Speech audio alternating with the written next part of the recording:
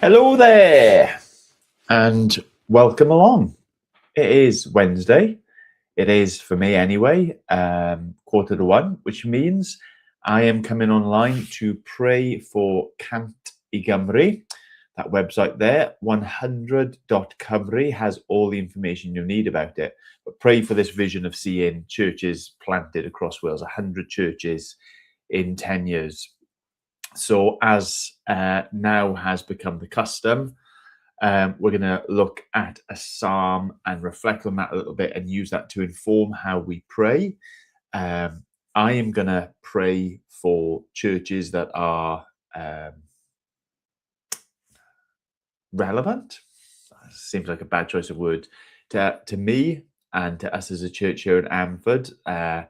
Those namely being an increasing distance from Amford, Freedom Church Carmarthenshire, a Capel y Ffynnon in Llandysil, and Noddfa Llŷn up in the Llŷn Peninsula. So pray for them specifically as well. If you don't know what Cant i Gymru is all about, then do go over to 100.cymru. It's reasonably easy to navigate to, and it's got lots of helpful information and links and videos, which are always good explaining things that are going on. Okay, let me try and remember how this works, how I can get Psalm 11 up for us to reflect on it and see how this informs, if you like, how it is that we're going to be praying for church planting and 100 church plants this afternoon. Okay, Psalm 11 says this: "In the Lord I take refuge. How then can you say to me, flee like a bird to your mountain? For look, the wicked bend their bows. They set their arrows against the strings to shoot from the shadows at the upright in heart. When the foundations are being destroyed, what can the righteous do? The Lord is in his holy temple. The Lord is on his heavenly throne. He observes everyone on earth. His eyes examine them. The Lord examines the righteous, but the wicked, those who love violence, he hates with a passion.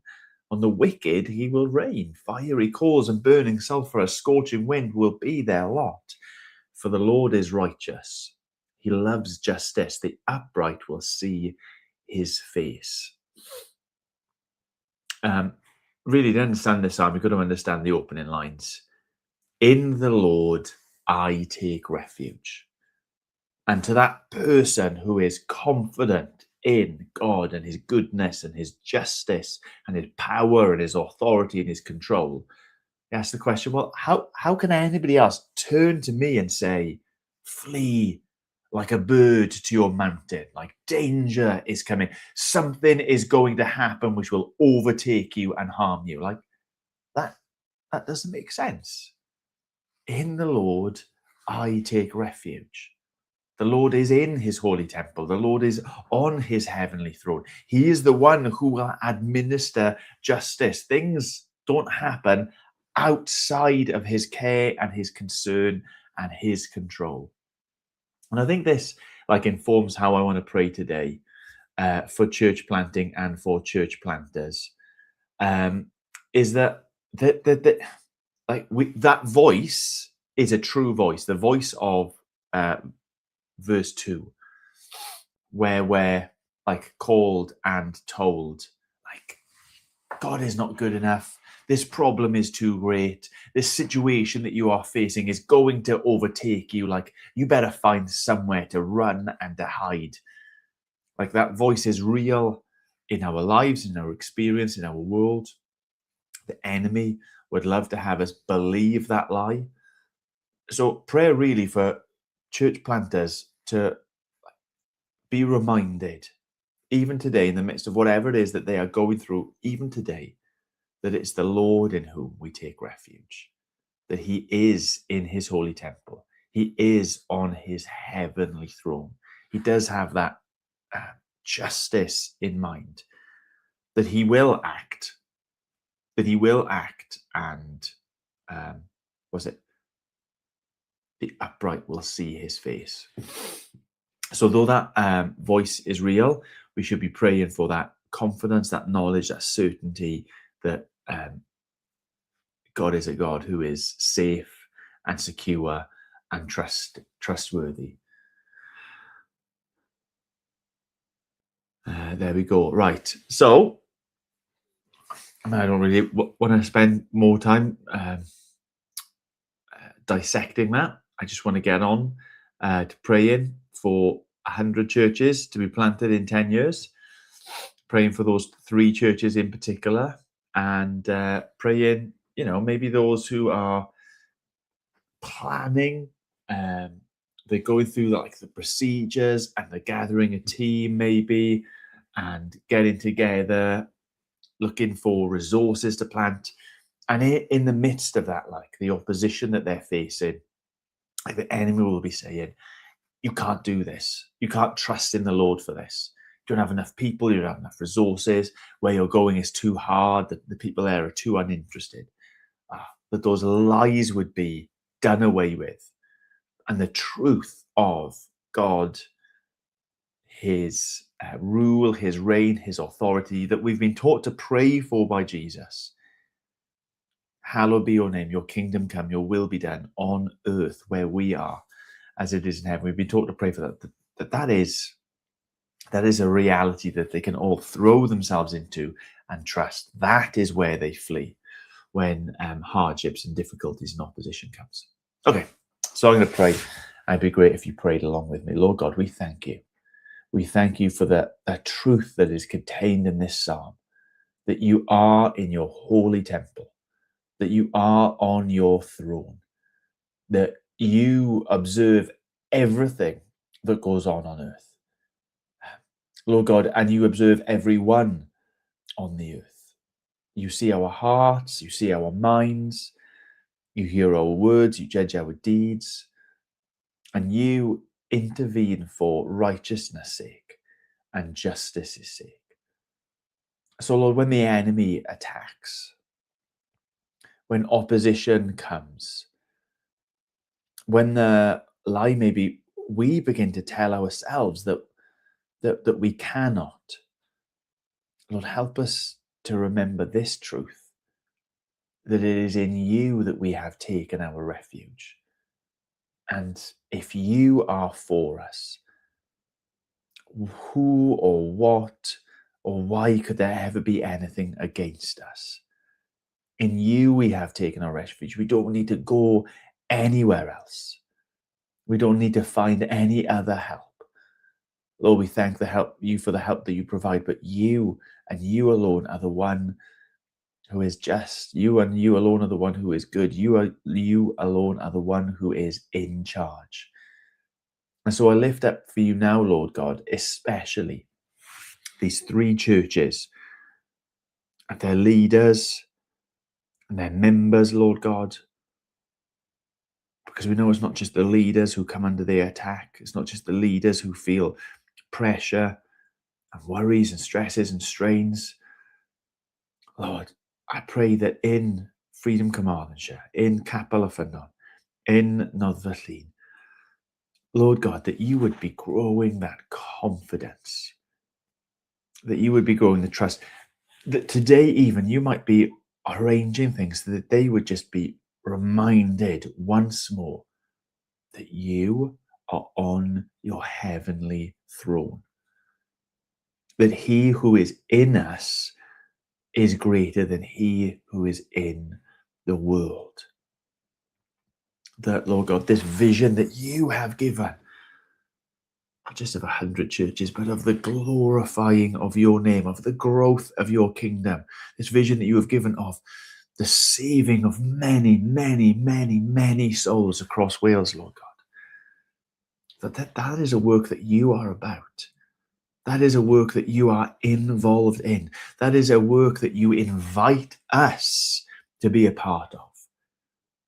Not like delegating from a distance, but inviting along for the journey. So I pray that that knowledge would break through even today, Lord God, that you would do something in the heart, in the mind, in the circumstances of these people, that they would see, they would hear, they would grasp this truth.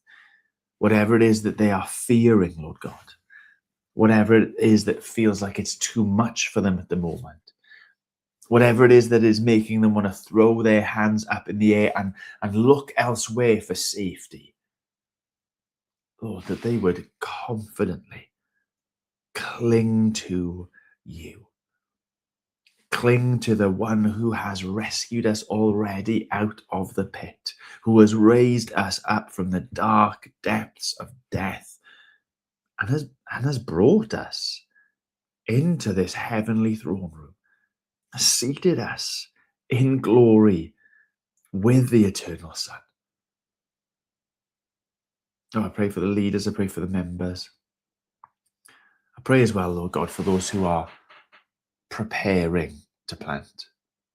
I think of those ones who are plotting and scheming and desiring, Lord, to do battle against the enemy, to do battle against the darkness in Jesus' name, to go and to establish these lights on a hill that you have called us, your people, to be.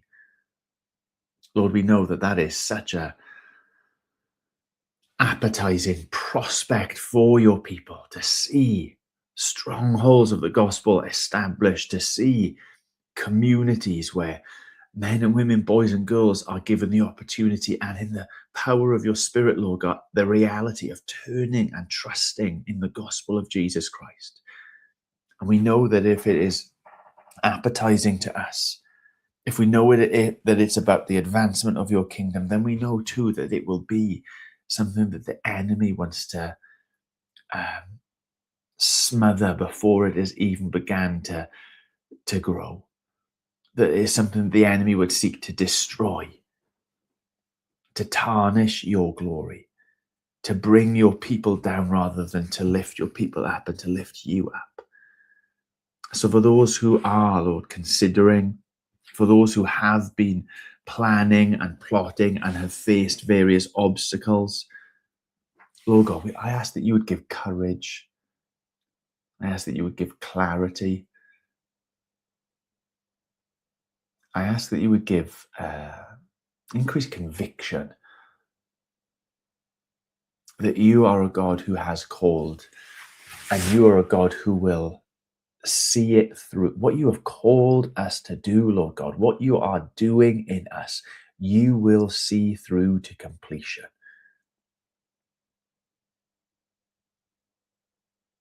So many of us have confessed how uncontent we are with the state of Wales in these days. How it is our desire to see more and more people giving thanks to you, giving glory to you for the gospel, giving praise to you for your majesty and your holiness, your justice and your righteousness. Lord, if that is our desire, then how much more your desire? Ask as well, Lord God, then for just a glimpse of how you feel about the state of Wales. That would put our feelings and our desires like make them pale in comparison. That this isn't a work that is just important to us because we are Welsh folk. It's not just important to us because we want more and more people to join with us in our hobby, but it's important because your glory is important. Your kingdom is important. Because the people who call Wales their home are important. Too important to be left in the dark, too important to be left in their living death, Lord God, too important to be left apart from you. Enemies and strangers.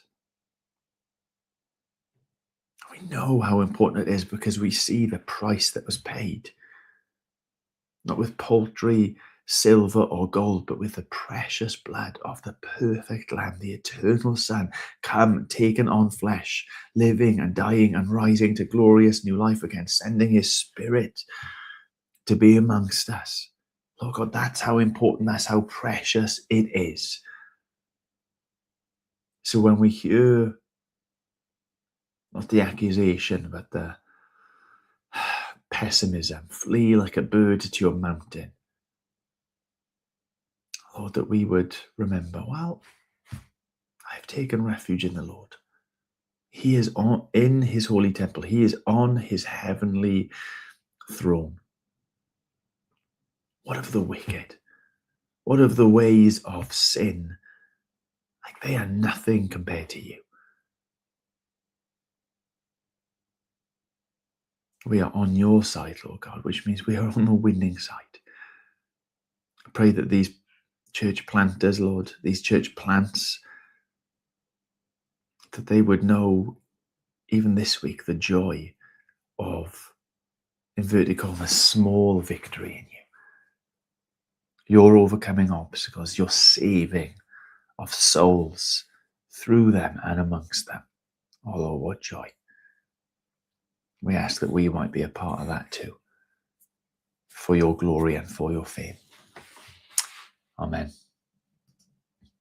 Amen. Okay, well, that is the end. I can see quite a few people have jumped on to join.